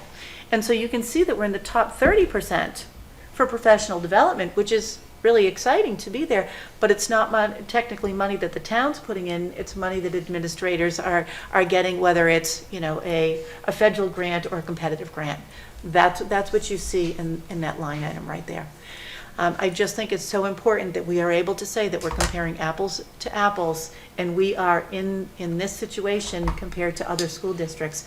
And I feel like we shouldn't be asking to lose. We shouldn't be sort of succumbing to the loss of all of these important educators, and yet that's kind of where we are. So that slide also counters the narrative that I think has been, I've heard a lot that the town has invested a lot in the schools to get them here, and I would say actually the administrators and the staff are excellent, and that is how we got here. It's not because of a financial investment from the community, which we can see here. It's not, we are not working to be a overfunded, well-funded school. We're underfunded by every measure, but we happen to have administration and staff that is going above and beyond, and that's how we got to where we are. I would just want to, I appreciate the thought. I also do want to say that we have been we've had unanimous support for our budgets that we've brought forward. We have been very conservative in trying to meet the budget asks of the select board for the years that I've been on the committee. But the town has been very generous in supporting when you go to town meeting and you put the budget forward, explain the what's happening in the district. The town has been very supportive. We haven't been Enormously. able to really ask for all that we want, but when we do ask, people have been really, the town has been amazing. Yeah. I think both for our capital and our operate. And I know Mrs. Rothmick and I will both agree that when we go to town meeting, we don't get questioned on what we're asking for. I mean, I think that the town is very supportive, and they recognize the need. I also think a piece of that, of why there are fewer questions at town meeting on such a big budget, is the enormous amount of effort that you both put into getting the word out there and getting people's questions in. I know also EHOP and having Know Your Vote, in other ways that the information gets out there. We do it in a very public, transparent way. So I don't think by May there are as many surprises or confusion about it. Can I just pick up on that, just to make sure, sorry Leah, that people know what you mean by apples to apples, because I think Yes. we hear a lot, well, in Hopkinton, like on the municipal budget covers benefits, so that doesn't, other towns have it all baked in, and that is not how DESI looks at it. So DESI is looking at benefits, which is the column, I can't read it. Column O. DESI's looking at all the costs to educate, regardless of where the funding source is coming from. So whether it's grant or municipal side of the budget or our budget, it's all, that's what we mean by apples to apples, because I feel like people have been confused about that, and I just wanted to make that clear. Yes, so if you look at, it doesn't really matter if teacher retirement, for example, will be paid out of the school budget or the town budget, regardless, whatever the dollar figure is, it goes into. Yeah. And that is the OPEB that we talk Yes. about, that Mr. O'Leary was speaking of. Leah, did you? Oh, no, I mean, all really I was going to do was kind of echo and support what Holly said. The amount of careful budgeting and consideration and work that has to go into creating the programs that we have with the budget that we have is mind-blowing. It's got to be like threading a needle, right? It's so careful to make sure that you're making the best use out of every dollar. And if we didn't have such talented people, we would not be where we are. I do worry, though. We have tremendously talented, both teachers, administrators, support staff across the board. I worry when we're looking at these numbers, and we've tried every year to kind of move things around, almost like a shell game, that we're not putting money here because we want to make sure money's here. But I worry that there's not opportunity to appreciate the kinds of little pocket savings that we've had to get here, and that in fact we're asking more and more every year from all of our folks that are doing this and not increasing that number by. So, in one of the conversations we've been having frequently is, I know that someone will say, well, it's great that you have this economy of scale, that you've got a building principal, an assistant principal, and a 700-student school. That is not going to sustain as we keep moving toward opening an Elmwood replacement, whatever that looks like, and Hopkins School absorbing grade 6 and becoming closer to an 800-student school. We are going to need more administrators. And, we had that conversation with our town partners this morning, that, as you see these numbers in the reds and the blues, those numbers have to change, because we can't continue to, one of the things that we say about our assistant principals is that we would love them to be in classrooms, observing teaching and learning, being able to work on teacher evaluation, teacher feedback, but they can't be, because they are spending so much time. They are the disciplinarians for 700 students, for example. So all of that evaluation and really true instructional leadership is kind of falling to the building principal. So when you make those kind of comparisons, what you don't see is that there might be a principal and an assistant principal in a 350 student school in a neighboring community. And here, we have those two positions at a 700-student school. It just, that's not working, and it won't sustain for long. So we are going to have to start. And the MSBA has advised us to add these positions slowly over the next few years. So people are going to be seeing more administrative positions in our budget, and we have to see that because and more teachers, because there are going to be more kids in larger buildings. I have a question along those lines. So, in our joint meeting, they're all blending together again. When was that? Tuesday. Yes. You made mention of the contract negotiations that went on with the teachers, and that they agreed to, in the last fiscal year, in the current FY23, they agreed to some accommodations for the issues that the school committee was having. Can you just refresh my memory on that? So the COLA, it's a 3-year contract, and Right. so each year, each fiscal year we have to choose a percentage, and I don't have them off the top of my head, but if, for example, one year if you want to achieve, say, a 6% increase over 3 years, you could do, and that's not what we did, but Right. you could do 2-2-2 to make it all even. But because of the message we were getting from the town, we made, and again, this is not the real number, but we didn't structure it evenly across 3 years. We structured this year, which is the first year of the contract, to be a lower COLA, cost of living increase, than FY24 and So- FY25. Less than 2% last year? It was Off the top not. of my I head? made that number I up. don't It was remember. more Okay, than that. I was just trying to It was remember. 2.5, I think. I should have looked it up before. I know 2.75, 2.75, is that? Either way, Right. it's okay. The number is, I mean, if you get a 2% raise, that's nice. That's an atta-girl. But that's not really your cost of living just went up by 14% and your raise was 2%, so you're still down. Right. And I think that's another big piece that stood out in my mind after that meeting. I think, the district as a whole, not just the school committee, was accommodating in a year that was really hard and really uncertain, which everyone had to make accommodations. I fully appreciate that. But I think now that we're back, we need to remember that folks aren't going to say, it's okay if I keep losing money every year, it's not a big deal. Folks would like to be paid an appropriate amount for the work that they do now. And I think that that's another important thing that, if we don't think about how last year's budget was so much smaller for a reason, our 8.3% over last year's budget, it was deflated, it was smaller. It wasn't a legitimate school year budget for a normal school year. So I think when we talk about being 8.3% over a number that is not necessarily a valid number by which to gauge our increase, that's another important thing that really stood out to me.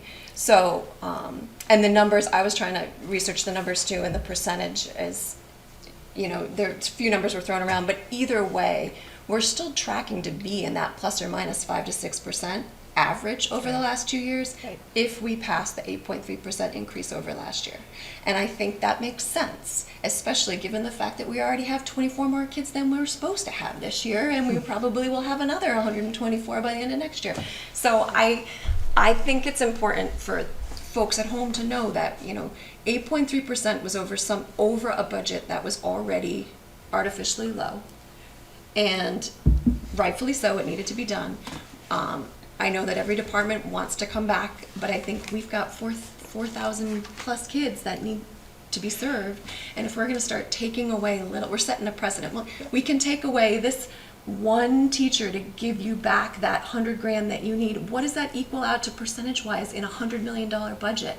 It's like 0.00 something. Just to me, it's minutia. I think that it's important that we keep making sure that our teachers are okay. We don't take away services. We don't farm out their jobs to other people when they've already got a full-time job in front of them. So and when you look at this, so I feel like, to me, all of this work is huge. And if we are going to get a grant for $110,000, thank you so much again for taking care of it. Listen, thank you for writing the grant. But I think that's fine, fair enough. If we are able to grant fund a position, that makes sense to me. And so whatever that 8.3% minus $110,000 makes perfect sense to me. but I really am like at a hard stop at that in my mind. Except that that position is going to be here in perpetuity. For the following year. We are violating our own principles of using one-time, thank you for trying, Right. funds to fund an important position. So that, Right, and again, every year is a hard year, I get it. So this is a way to solve the problem for this year. But that's sort of, you solve the problem, you stir the problem. That's where it's all gonna end, though. The other Yeah. $285,000, we need to find a way to keep that money where it needs to be, to make sure the kids and the teachers get what they need. I also think in terms of the percentage, when we're talking about the 8.3, it is not considering the fact that last year we did the stabilization, special education stabilization fund, which then took that money out of our base, so that So it what was our base deflated budget, even more. our base budget would have been higher, and you can explain this far more eloquently than I can, but it would have been higher if that money had been in our regular budget, and that would have impacted it if it was over $1 million. I don't remember the, that's correct.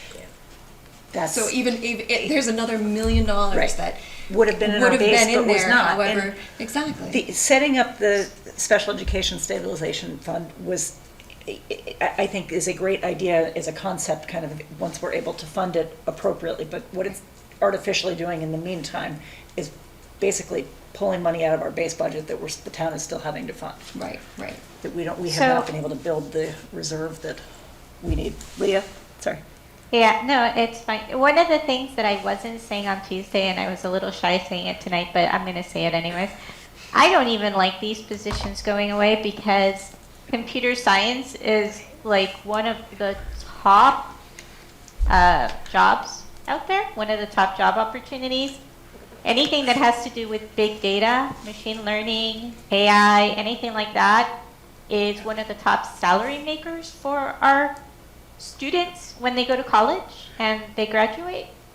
And so the idea of minimizing computer science to me is just, computer science and technology support and all of that, it just it really worries me because honestly, those are some of the best jobs out there, and kids should be getting that exposure early. Yeah.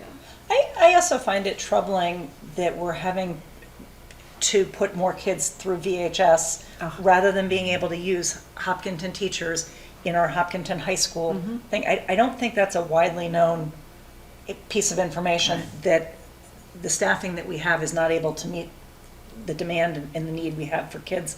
And so kids are taking Can we classes talk through the about virtual what high school. VHS is for parents of not high school folks, because I don't know what the heck that means. I do know basically, but not well enough to Okay. explain it, perhaps for.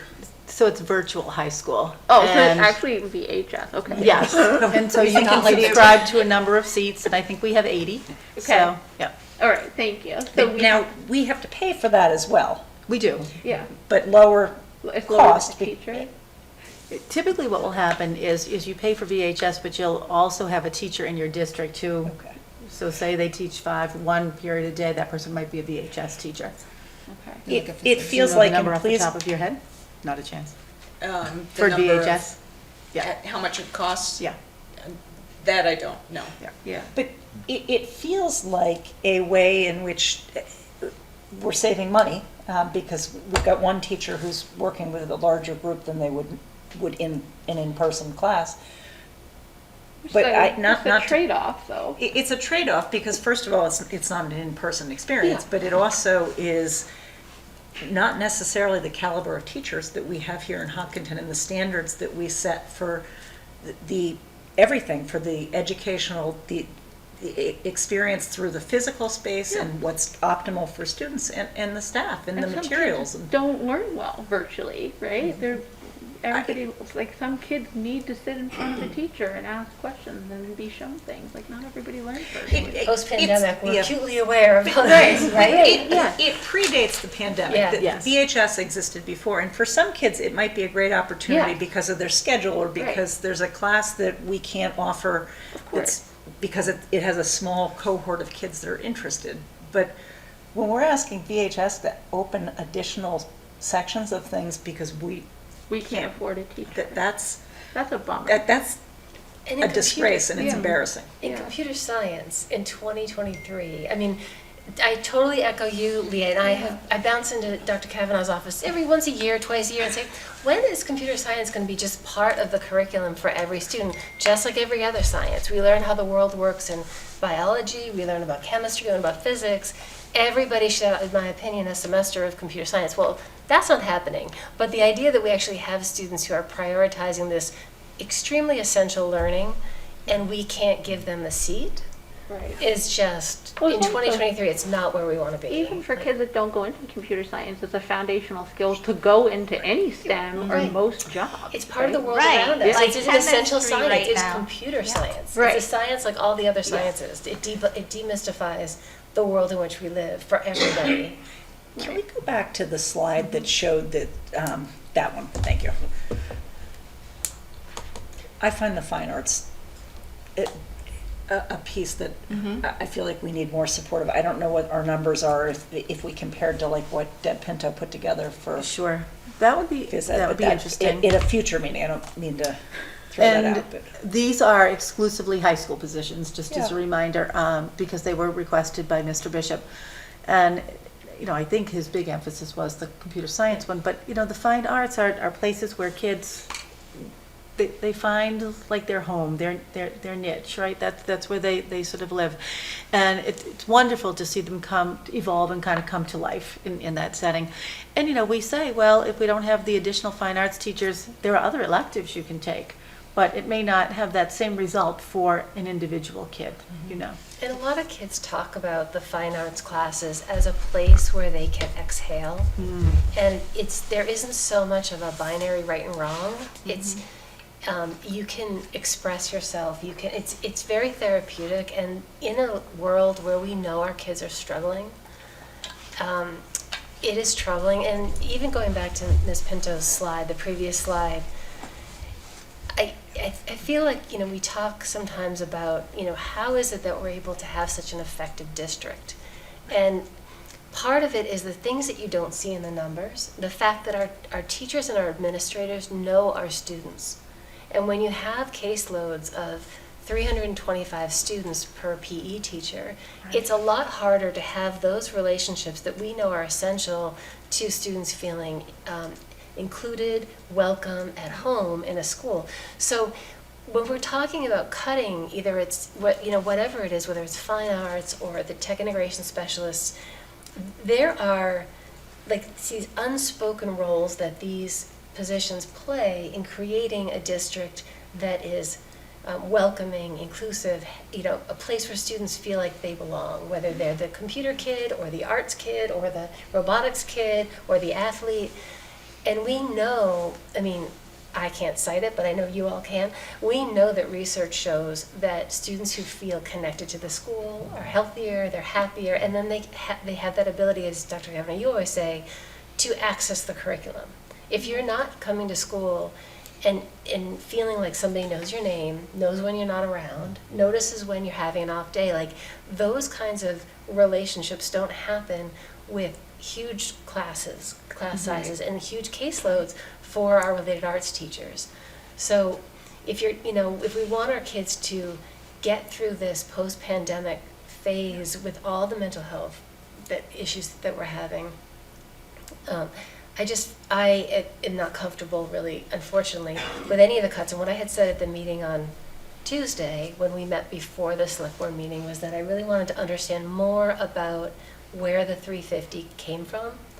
And because I'm a resident and I know that we don't have the ability to just pay and pay and pay. So I wanted to see what other priority for my tax dollars, you know, might there be, because there might be something. And I am, you know, as a taxpayer, I'm a little concerned about the firefighter ask that is being removed, but apparently there are other ways to deal with that. We don't have the ability as a school to tap neighboring towns. No. You know, things that there are other sort of safety valves in a crunch situation for some departments. But beyond all of that, in a year of the 14% inflation, and you know the fact that we had a lower than sustainable budget last year, the fact that this is the year that we are putting in 98% funding of OPEB you know, I thought Mr. Manna made a very clear explanation about, yes, we absolutely need to fund OPEB, and we absolutely need to increase our funding, but we could increase it by half of what the proposed increase is, still be right on track, and have the money that the town needs. Like, how is this the year with the inflation that we're all facing as taxpayers and the district administrators, how is this the year to say, you know, no? I mean, we before we even got the budget, you had cut a ton of requests from the Sure, administrators before we that's even right. saw it. And so what came to us was really bare bones. We've pushed back on it. We looked at the per pupil expenditure, which is it's not our goal, but it is an indicator, you It know? is. And so I'm not comfortable with cutting the 350, though I very much appreciate the work that was done to find 235 of it so far and to apply for a grant. You know, given the somewhat discretionary ways that the taxpayer dollars are being looked at around OPEB and the stabilization fund in a particularly difficult inflationary year, I can't prioritize that over what I know our kids need in this time when they need so much. I think one thing, a lot of things jumped out at me from the meeting on Tuesday, but one is the very fast turnaround time that your team had to come up with this, and then this quick turnaround we had between going through this and then going into the select board meeting. One of the pieces that, you know, I think was discussed in regard to multiple budgets where they weren't able to fully meet what was requested.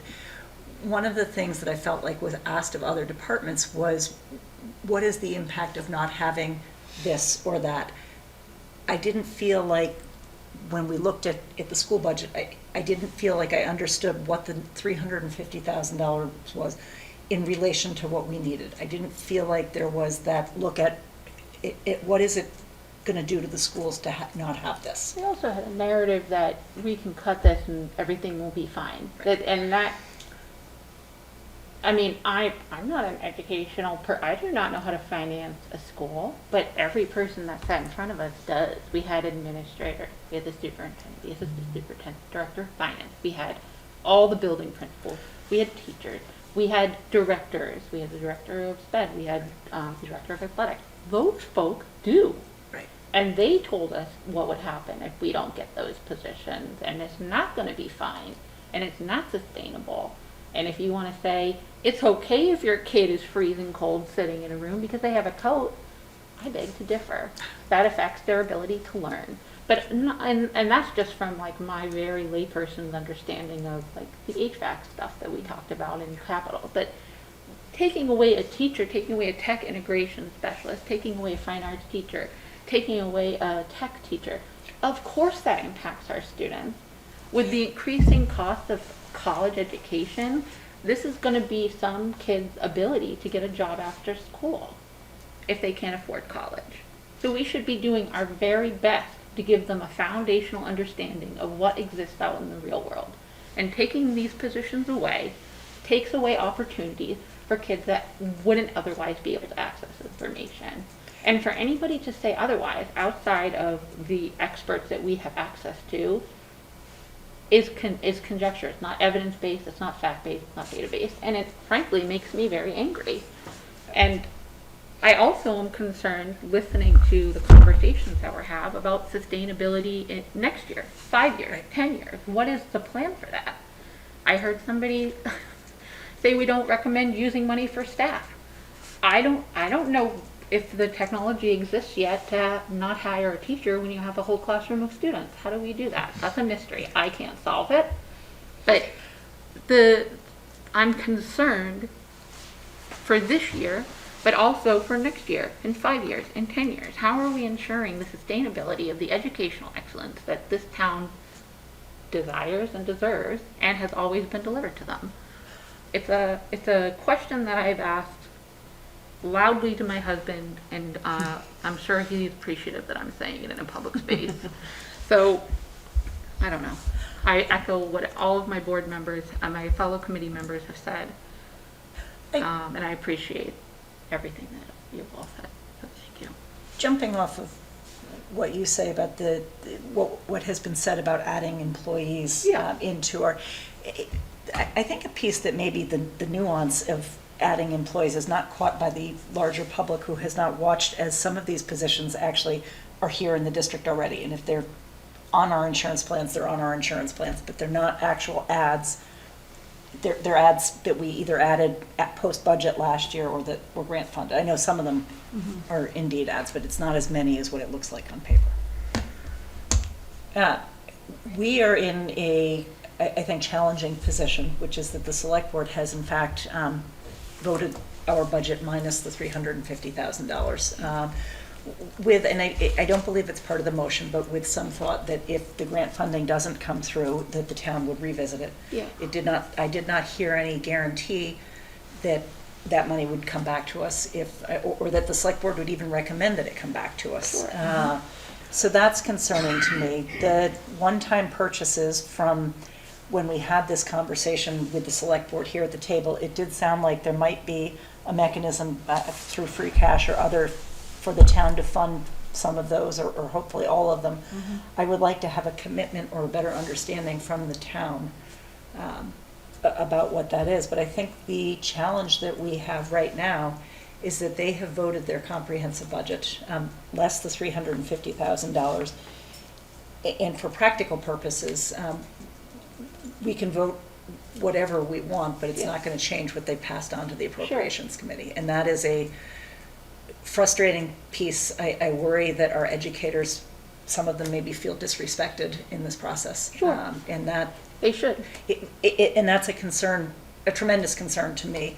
We don't have the ability to fix that piece of it, but we have the ability to make a decision on what we're going to signal to the town through our vote. Sure. And then for the Appropriations Committee to know that if what is submitted to the town is not what we as a board feel like we want to support, even if we can't change what they voted, we can signal that it's not what we support. Yeah. And that would be without swaying anybody's vote. That is certainly an option that we have before us. The motion is to be determined.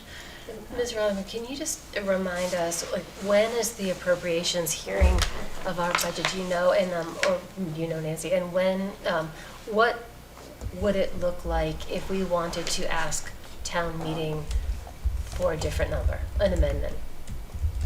So the appropriations hearing is the 27th Monday, the 27th. of March. It was moved, it was originally supposed to be the 13th of March. They moved it because I think that it was not anticipated that we would end up in a position that was uncertain at the last minute in the way that it was. And are we going to post for that so that we can attend? We can do that. Okay. So, I think for us right here, we have the opportunity to vote something that we would like. We have the opportunity to hold on it. We don't have to vote something, but we... For me, I would stand by the budget that we voted in January. So, in the event that the grant position funding comes through, with full appreciation for what you've said, just as maybe nothing more than a gesture of good faith, I would say we could eliminate $110,000 from our operating budget and fund it through grant. But otherwise, I would, until we know that grant is a done deal, I would leave it intact. I was concerned that it was voted kind of the reverse way. Right, exactly. I would say leave it intact, and we can then take another last minute if we want to vote and pull $110,000 out of it. And I agree with you. I just will say that there is a repeated message from the select board about our policy of not using one-time funds. And they have been very careful on the municipal side to not do that. So I'm thrilled if we can, be a good citizen this year with $110,000 with a grant. But that is going to be a percentage increase next year, an FTE next year, and everyone's going to forget We'll be in the that same we did position this next year. work Yes. to get a grant, and that we're going to it's going to take away whatever growth we actually realize next year. Correct. So that's my concern. You're because right. It's You're not the absolutely policy right. that the municipal side is adopting for good reason, because it's not sustainable. Right, and it comes down to a very small percentage of a percent. Yeah. Yeah. So at that point, You know, you get into that argument, well, if it's that big of a deal, why don't you just give it to us? And if it's not that big of a deal, you know, I feel like that would be my sort of one willing to bend place, but otherwise, I just want to stand by our January vote. Procedurally, I would like us to have an opinion that's official, so that when Dr. Kavanaugh or Ms. Rodemick speak, they can say that the school committee doesn't approve of, the school committee is not supporting this number. Right now, you've got opinions, but I'd like you to be able to say what the board thinks, Right. one way or the You other. don't want to get a feel. Yeah. You don't want to know how it feels. You want to know what it is. I vehemently oppose. You can put vehemently if you get to add an adjective to it. I vehemently oppose any cuts to our budget.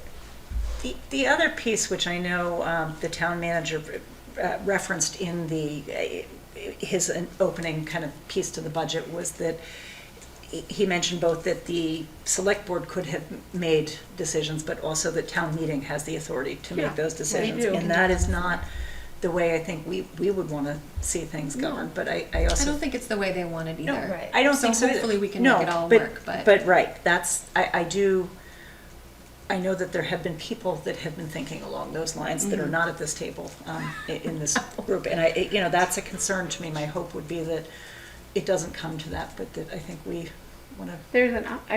We're deliberative body. Like we are beholden to our community, right? We're not beholden to any other board or committee. Right. And so when I make decisions, I make them with the community in mind, right? And I know that's exactly what I've heard from everybody else at the table. Like we want to maintain a level of education we believe is deserved and warranted by the community and wanted by the community, right? Right, and that's our charge, is Yeah. to be looking out for the educational welfare of our kids. Right. And to be looking at the thought of pulling textbooks out Right. of things that are needed Right. is concerning. We can't live without the textbooks. No, Right. So we've got to figure out how we're funding them. Or how about the Well- desks, the furniture? Yeah, Yes. and that's definitely, You're gonna have a kid increased standing up. kids, increased furniture. Right. What did you say, Leah? Well, I mean, and this year in the budget, if I remember correctly, we're not even introducing new curriculum. So those textbooks are simply extra textbooks because we have extra students, or they're kind of end of life of the old textbooks and new textbooks, but we're not increasing curriculum. This is like core necessary text Yeah. for the students. And I will say that I think there's a separate conversation to be had on our capital projections. I think and I think we've all said that we understand that some of the numbers are scary. I mean, when you look down the line, we did a complete job of forecasting capital. That's not operating and it's not an ask. Those are just forecasts that can be discussed, and we can adjust timing and sizing and all that. That's a separate discussion. I'd be very willing to have that conversation. Personally, I would like to leave the budget that we originally passed for the operating budget for this year. I agree with you about the conversation about capital being something that can be discussed, that we have a forecast, we have a wish list of things that we hope for in the next 5 years, but we have signaled numerous times that we're willing to relook at that. And that also, I object to the thought of making cuts to what our kids need right now operationally for a wish or a voted, it's something that has not been voted on or decided upon by the town. Right. Right. Yeah. That's- Exactly. I think we, I know one of the things that was said at our joint meeting was the collaboration. And I think that, I don't know, from my perspective, I haven't felt the collaboration, and I would love to have an invitation to our select board to come and sit with us and have these discussions about future focus. Like, what can we do now to talk about next year's budget? What about 5 years' budget? How are we planning for those things? Because it feels like in the last 4 to 5 days, what is it? Oh, I don't even know what day it is. The last less than a week's time, there has been all of this new information brought to light. It feels very much like how I wrote history papers in college. Like, I'm like, let's get all the information right now and write this paper. And it's such a chaotic way to make decisions for me. That's not how I like to do things. And I would imagine for the administrators, it felt chaotic as well.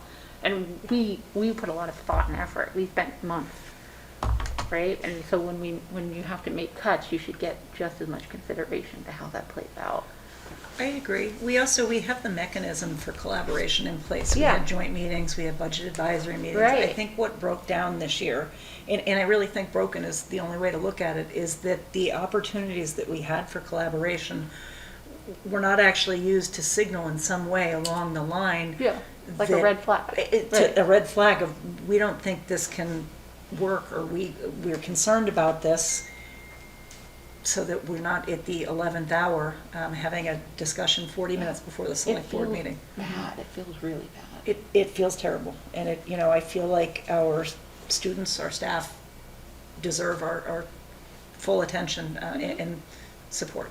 Yeah. So, Yeah, I'm definitely, and I'm ready to vote that if anybody Yeah. else has got Yeah, anything else. But Do you- I also would say, one last thing, I like what you mentioned, and I think it was an important point, Shahid Manan's points about if we need to make adjustments in funding the stabilization funds, it's not that we're not funding them, Right. we're just not funding them at a higher level than last year. Right. We're funding them maybe at a stable level, same level it as was a last year. $700,000 It was a war. very large Right. jump, and But so maybe from we zero- could yeah. even go over. But exactly, but I don't think, as you said, I think it's a great point, and I think it's something that folks should really, for sure, I think that us saying we stand by the if that's what we decide to do, stand by our vote from January, whereas we are being asked to make adjustments, could potentially create some dissonance.